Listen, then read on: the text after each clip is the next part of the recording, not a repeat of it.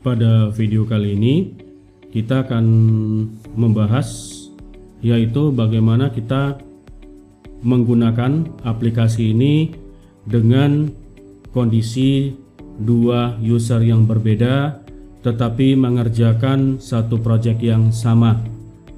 Oke, nah jadi di antara salah satu kedua user ini, misalnya ada si user A atau kemudian ada si user B, salah satunya itu menjadi user yang membuat master file. Jadi nanti master file ini dibuat oleh tadi si user A, kemudian kalau master filenya sudah di-set oleh si user A, kemudian nanti user A akan memberikan file tersebut kepada si user B. Nah, di sini konsepnya adalah yang pertama, kita melakukan proses yang namanya floor setting terlebih dahulu. Jadi tadi si user A melakukan floor setting sesuai dengan project yang dikerjakan. Kemudian selanjutnya itu kita mengimpor data gambar CAD atau gambar drawing yang kita gunakan sebagai referensi gambar. Nah, di sini untuk gambar import CAD-nya diusahakan apabila lantai tersebut memiliki ada variasi luasan. Misalnya ada luasan yang paling besar, misalnya di sini adalah area podium misalnya atau area basement. Kemudian ada juga lantai yang areanya itu berupa misalnya hotel atau misalnya towernya atau misalnya apartemennya, di mana luasan ini lebih kecil daripada luasan basement atau podium tadi. Nah, kita mengambil gambar referensinya adalah gambar denah atau plan yang paling luas di dalam project tersebut. Kemudian kita melakukan proses pemodelan grid dan selanjutnya kita lakukan settingan untuk measurement-nya dan rules-nya seperti apa. Oke, step yang pertama kita di sini melakukan proses yang namanya import CAD drawing terlebih dahulu. Nah, jadi di sini import CAD drawing itu ada beberapa step. Yang pertama dengan menggunakan toolsnya Identify, kemudian yang kedua menggunakan toolsnya Drawing Manager, yang ketiga kita klik atau kita select denah atau gambar atau referensi gambar yang ingin kita input ke dalam aplikasi Cubicos TASC. Selanjutnya baru kita klik di sini Open. Nah, sekarang kita coba dulu bagaimana prosesnya di dalam aplikasi Cubicos TAS-nya. Oke, di sini stepnya adalah yang pertama pastikan toolbars yang kita pilih itu adalah toolbarsnya Identify. Kemudian di sebelah kanan layar ada tools yang namanya ADD Drawing. Nah, ADD Drawing ini kita klik.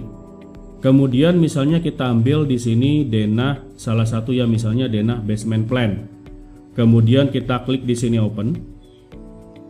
Nah, ini prosesnya sama seperti di video basic training ya. Jadi karena ada beberapa gambar di dalam satu file atau beberapa plan di dalam satu file. Nah, di sini kita mengambil salah satu plannya saja. Jadi kita split terlebih dahulu gambar yang ingin kita gunakan. Oke, kemudian kita klik judul gambarnya.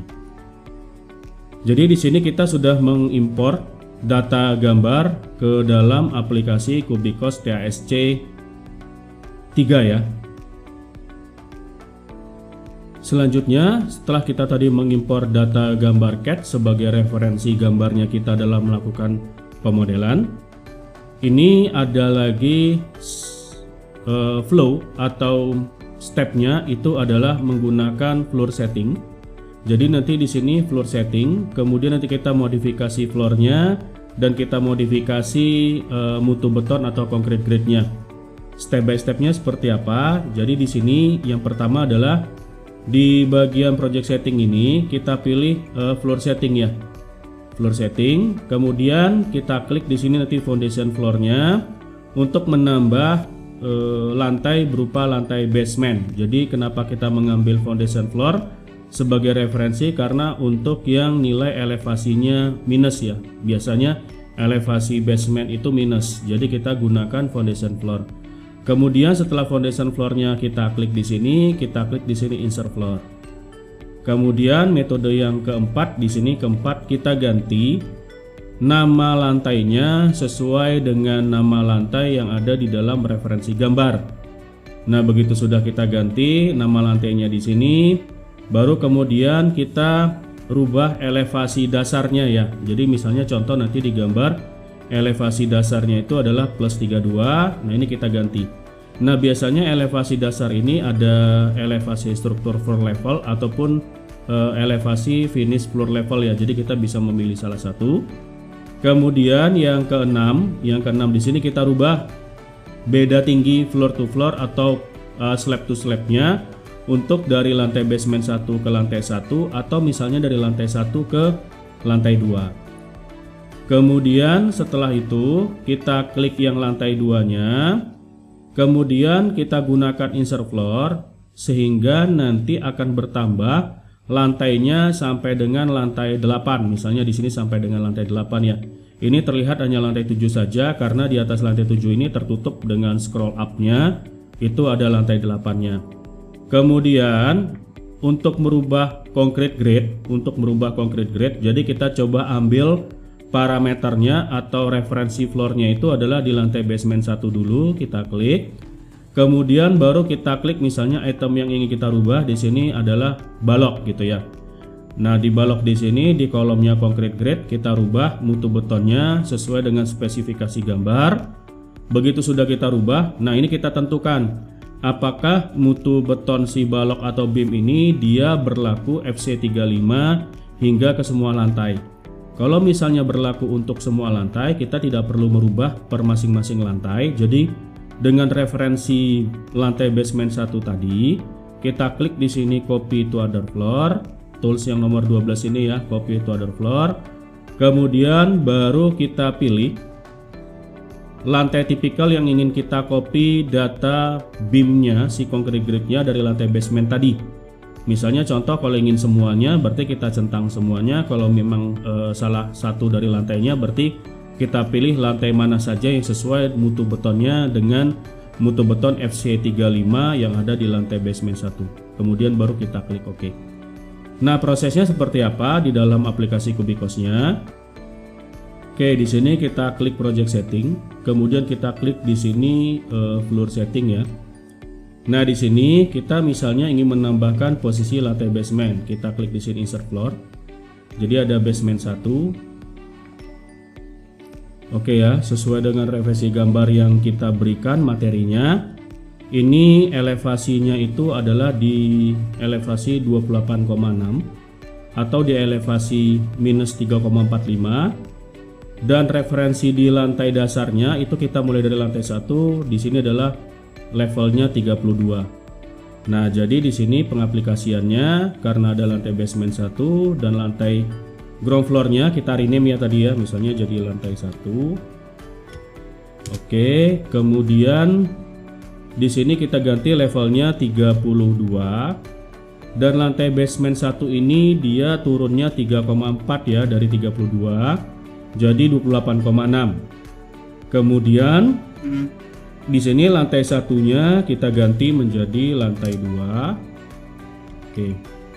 Dan elevasi dari lantai 1 ke lantai 2 itu adalah 3,6. 3,6 ini kita dapatkan dari selisih tadi di sini ya, yang dari lantai 2 ke lantai 1 35,6 dikurangi 32 itu adalah 3,6.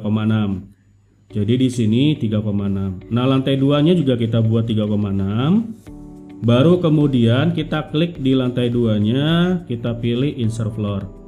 Sehingga nanti akan ngurut lantainya dari lantai 2 langsung ke lantai 8. Dan kita coba cek elevasi di lantai 8 ini sudah benar nggak 57,2. Kita cek gambarnya. Oke, di sini sudah sesuai ya 57,2.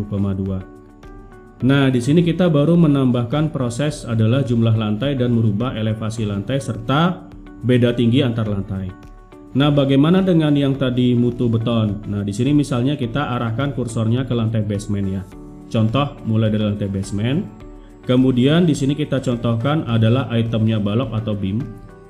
Di defaultnya itu FC30. Misalnya kita scroll down ke bawah, FC30-nya kita ganti menjadi FC35. Kemudian kalau misalnya di lantai satunya itu juga sama FC35, kita tidak perlu merubah per masing-masing lantai. Kalau seandainya mutu betonnya sama dengan tadi lantai basement 1 ya. Jadi kita gunakan referensi lantai basement 1. Kemudian di sini ada tools yang namanya copy to other floor. Kita klik copy to other floor. Nah, kalau seandainya mutu beton beam yang di basement 1 ini FC35 sama dengan lantai yang lain, berarti kita centang semua lantainya. Kemudian kita klik OK. Nah, kita coba cek yang di lantai 8 ya, itu sudah diganti menjadi FC35. Nah, jadi tadi kita menggunakan copy to other floor dan referensinya adalah dari lantai basement 1. Oke, ini adalah tadi step yang kedua, bagaimana merubah ini ya, merubah mutu beton dan merubah elevasinya. Selanjutnya, setelah tadi kita merubah floor setting, nah, yang namanya suatu bangunan atau project, gambar itu pasti memiliki reference line ya. Jadi ada garis patokan. Nah, garis patokan itu biasanya kita sebut sebagai aksis atau sebagai grid atau sebagai as gitu ya.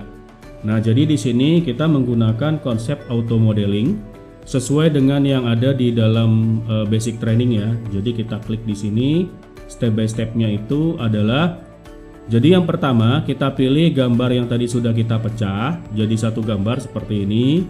Kemudian kita klik lagi di sini assist grid ya, assist grid.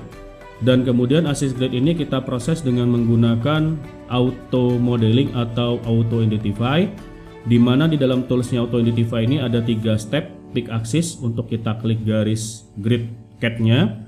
Kemudian pick label untuk kita klik nama label grid yang ada di dalam CAD-nya. Kemudian baru kita gunakan auto identify. Nah, pada saat proses pembuatan grid itu berlaku untuk semua lantai. Makanya tadi di depan kita membuat kesepakatan adalah referensi plan atau denah yang kita gunakan itu adalah denah yang paling luas lantainya di antara lantai-lantai yang lain. Supaya apa? Supaya lantai yang lebih kecil luasannya tercover dengan grid yang luasan lantainya terbesar. Bagaimana prosesnya? Oke ya, jadi di sini kita arahkan toolbarsnya itu, tools kursornya ke toolbarsnya identify. Kemudian di sini kita klik kiri 2 kali denah gambar yang tadi sudah kita pecah. Selanjutnya kita tadi menggunakan fungsi assist grid ya. Nah, di sini assist gridnya kita gunakan tadi konsep auto identify atau auto modeling. Jadi kita klik pick axis, kita klik garisnya si gridnya yang ada di dalam gambar CAD tadi. Kalau sudah berubah warna kita klik kanan. Kemudian kita klik lagi toolsnya pick label, baru kita klik label dan jarak gridnya ya, sehingga berubah warna juga. Baru kita akhiri perintah dengan cara klik kanan. Akhirnya baru kita klik di sini auto identify. Sehingga kita sudah membuat grid untuk semua lantai ya. Jadi lantai basement 1, kemudian lantai 7, lantai 8. Nah, di sini kita save as. Jadi di sini kita save as. Oke ya, misalnya kita buat di sini folder baru nih, misalnya folder baru master file. Oke. Kemudian kita klik kiri 2 kali folder barunya, project 2-nya kita ganti dengan nama master file. Oke, kemudian kita save. Oke, nah di sini untuk step yang selanjutnya adalah kita melakukan proses yang namanya modification rules untuk perhitungannya. Jadi di dalam aplikasi Cubicos ini ada 2 rules. Jadi di sini measurement rules dan measurement setting. Nah, kita ambil salah satu contoh. Di sini kasusnya adalah rulesnya ini untuk kolom yang di bagian atas kolomnya itu ada plat. Jadi di sini kita klik toolbarsnya quantity nomor 1, nomor 2 kita klik di sini toolsnya measurement rules. Nomor 3 kita pilih di sini subjeknya adalah kolom. Jadi item kolom subjeknya. Kemudian nomor 4 di sini kita pilih kategorinya adalah volume karena kita ingin menghitung betonnya ya atau konkretnya. Kemudian nomor 5 kita filter. Nah, kita pilih di sini adalah lawannya si kolom itu plat gitu ya. Jadi kita pilih di sini kita centang plat. Kemudian kita klik OK di sini. Selanjutnya nomor 8-nya baru kita rubah rules-nya. Nah, di sini secara default itu rules-nya adalah kolom yang bertemu dengan plat yang ada di atas kolom, itu kolomnya dikurangi dengan plat. Jadi dikurangi dengan tebalnya plat gitu ya. Nah, berlawanannya si platnya itu tidak dikurangi dengan itemnya si kolom. Jadi no effect. Jadi di sini volume platnya yang utuh. Nah, bagaimana kita mengimplementasikan di dalam aplikasi Kubikos TAS-nya? Oke ya, jadi di sini di bagian quantity kita klik di sini measurement rules, kita klik measurement rules. Kemudian subjek yang kita gunakan adalah kolom. Kategorinya adalah volume. Kemudian si kolom ini kita filter, lawannya itu adalah in situ slab. Oke ya. Di sini kita ambil deduction-nya. Nah, ini kita bisa rubah, misalnya contoh volume kolomnya yang ingin dimenangkan, kemudian volume platnya yang ingin dikalahkan ya. Jadi volume beton kolomnya utuh. Kita klik di sini no effect. Jadi kolomnya tidak dikurangi dengan tebalnya plat. Tetapi di bagian bawahnya lawannya reverse-nya adalah si tebal platnya dikurangi dengan area kolomnya di sini. Jadi volume platnya dikurangi dengan area kolom. Nah, ini nanti kita save sebagai master file. Nah, master file inilah yang akan kita gunakan nanti ke user B. Nah, user B hanya tinggal menginput data pemodelannya, kesepakatannya nih. Misalnya contoh di sini si user A dari lantai basement 1 sampai ke lantai basement sampai ke lantai 4. Kemudian si user B dari lantai 5 sampai ke lantai 8. Nanti untuk join atau merge modelingnya itu kita bisa melihat video bagaimana melakukan proses join atau penggabungan antara modeling A dengan modeling si B tadi. Jadi kesimpulannya adalah untuk membuat master file ini ada 4 step ya tadi. Jadi ada floor setting, kita import CAD drawingnya, kemudian kita gunakan ASIS grid, kemudian kita bisa merubah rules-nya tadi ya. Untuk yang item pertama dan kedua, floor setting atau import CAD, ini bisa saling berkebalikan ya. Boleh misalnya kita import CAD terlebih dahulu baru kita melakukan floor setting, atau kita bisa melakukan floor setting terlebih dahulu baru kita bisa import CAD, juga tidak ada masalah. Nah, untuk yang measurement setting ini itu juga bisa dilakukan pada saat sebelum penggabungan file atau misalnya setelah penggabungan file, tidak ada masalah. Intinya ini measurement setting itu kita aplikasikan, kita melakukan proses yang namanya kalkulasi. Jadi measurement rules dan measurement setting ini kita modifikasi sebelum kita lakukan proses calculate. Nah, proses calculate-nya ini boleh dilakukan oleh tadi si user A atau si user B, tergantung siapa yang mengcompile. Apakah filenya tadi itu yang dibuat oleh si user A diberikan kepada user B, atau si filenya user B diberikan kepada si user A gitu. Jadi tidak ada masalah. Penggabungannya boleh digabung terhadap user A dan juga boleh digabung terhadap ke user B. Oke, itu dia bagaimana kita melakukan proses yang namanya pembuatan master file. Sekian dan terima kasih.